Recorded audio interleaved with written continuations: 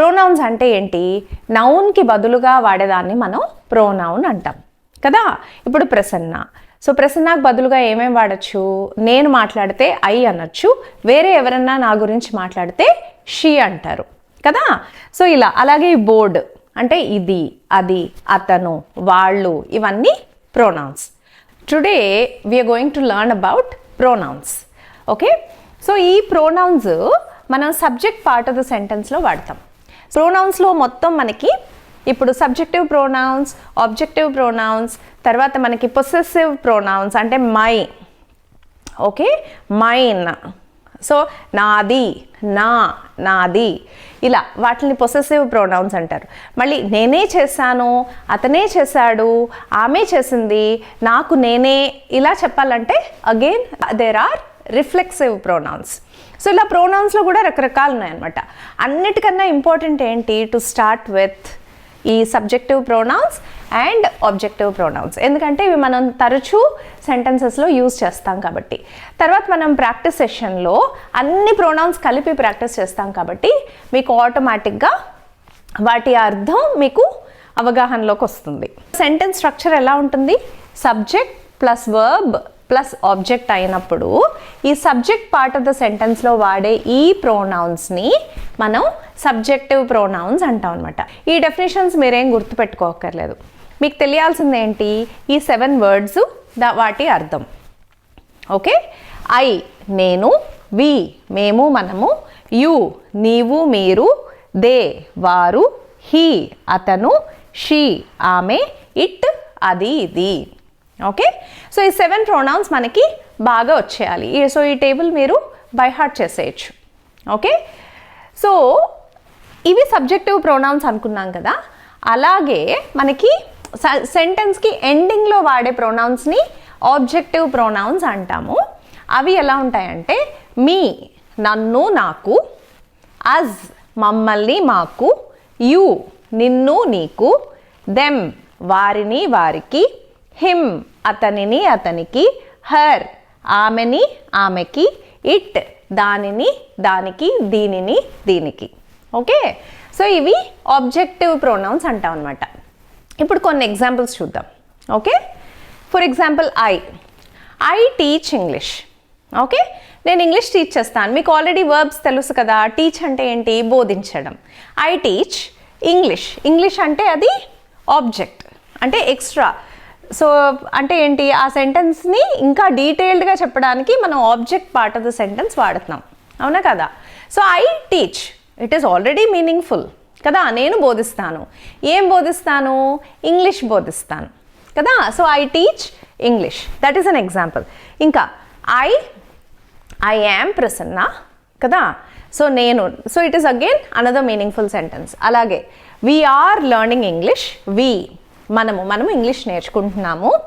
You are listening to me, నువ్వు నేను చెప్పేది వింటున్నావు. దే ఆర్ ప్రాక్టీసింగ్ ఇంగ్లీష్, వాళ్ళు ప్రాక్టీస్ చేస్తున్నారు. He is singing a song, అతను ఒక పాట పాడుతూ ఉన్నాడు. షీ లైక్స్ మ్యూజిక్, ఆమెకి మ్యూజిక్ అంటే ఇష్టం. It is a small board. Okay, ఇది ఒక చిన్న బోర్డ్, రైట్. సో ఇలాగ మనం సబ్జెక్ట్ పార్ట్ ఆఫ్ ద సెంటెన్స్లో వాడే ఈ 7 pronouns మనకు తెలిసి ఉండాలి. మనకు ఆల్రెడీ తెలుసు, కానీ ఇంకొకసారి మనం రివైజ్ చేస్తున్నాం. Okay, so now let us go to the object part of the sentence, which is objective pronouns. Objective ప్రోనౌన్స్ అంటే ఏంటి? సెంటెన్స్కి ఎండింగ్లో వాడే ప్రోనౌన్స్ అనమాట. Give me the book, give verb తర్వాత వస్తాయి అన్నమాట ఇవి. గివ్ మీ నాకు బుక్ ఇవ్వు, నాకు బుక్ ఇవ్వు, రైట్. టెల్ మీ నాకు చెప్పు. కాల్ మీ నన్ను పిలు. అజ్ టెల్ అజ్ మాకు చెప్పండి. షో అజ్ మాకు చూపించండి.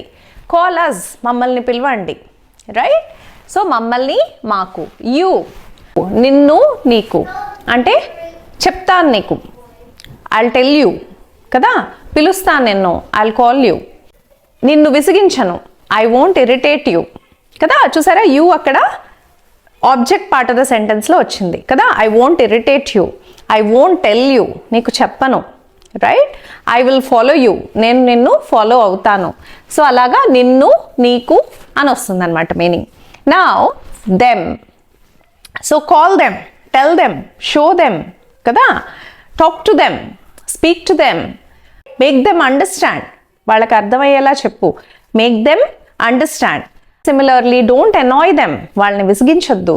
ఇలాగా them కూడా object part of the sentence లో ఎగ్జాంపుల్స్ ఇలా ఉంటాయి. Now let's look at him. So him, ask him, talk to him, don't play with him. అతనితో ఆడకు. ఇలాగా him. Now let's go to her. Praise her. ఆమెని పొగుడు. Praise her. What else? Help her. ఆమెకి help చేయి. Right? So ఇలా her తో example. Similarly, it. Give it some food. It is a dog here. Okay? Give it some food. Turn it off. Turn it off. Turn it off. Right? Switch it on. Right? దాన్ని on చేయి, of చేయి. Right? So this is how we use objective pronouns. So objective pronouns kuda very, very, very, very important. Okay? So now we are done with subjective pronouns and objective pronouns, and ivi chala chala chala important ani manam cheppukunnam kada. Kabatti ee table meeku chakkaga ardhamayipovali. Meeku malli her ante ama atana confusion undakudadu. Okay?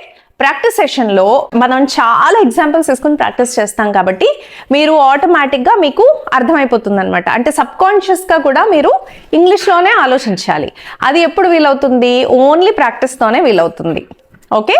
So మనం practice సెషన్లో subjective pronounce, objective pronounce, అలాగే possessive pronounce అని చెప్పుకున్నాం కదా. This is my marker, this is my jacket కదా. అలాగే this is mine, ఇది నాది. రైట్? ఇలా మనం పొసెసివ్ ప్రొనౌన్స్ గురించి ప్రాక్టీస్ చేస్తాము. అలాగే I myself have written this, నేనే రాశాను. Okay? I myself have finish that work, నేనే ఫినిష్ చేసా, నా అంతటి నేనే ఫినిష్ చేసా. Okay? I myself have gone there, నా అంతటి నేనే వెళ్ళాను. ఇలా చెప్పడానికి మనం నేనే చేశాను, అతనే he himself he's done it, అతనికి అతనే చేశాడు. రైట్? తర్వాత నాతో నేనే మాట్లాడుకుంటున్నా, I'm talking to myself, I am talking to myself. So ఇలాంటి ఎగ్జాంపుల్స్ కూడా మనం చూస్తాం అనమాట. సో ఈ ప్రొనౌన్స్ అన్ని మనం డీటెయిల్డ్ ప్రాక్టీస్ సెషన్లో చేద్దాము. So see you in the practice session. Superb! So you completed today's lesson. Very well done. So మనకి లెసన్ చూసేసాం, మనం రూల్స్ అర్థమైంది. సో మనకి లెసన్ ఒక్కటి చూస్తే సరిపోతుందా? ప్రాక్టీస్ చేయాలి కదా. ప్రాక్టీస్ చేస్తేనే ఇంగ్లీష్ స్పీకింగ్ వస్తుంది. So let's go to the practice video.